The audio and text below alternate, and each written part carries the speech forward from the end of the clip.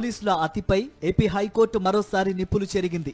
పెద్దల మెప్పు కోసం పనిచేస్తే సమస్య వచ్చినప్పుడు వాళ్ళొచ్చి మిమ్మల్ని కాపాడరని వ్యాఖ్యానించింది. చట్టం, నిబంధనలు, పోలీసు మాన్యువల్ కు లోబడి పనిచేయాల్సిందేనని స్పష్టం చేసింది.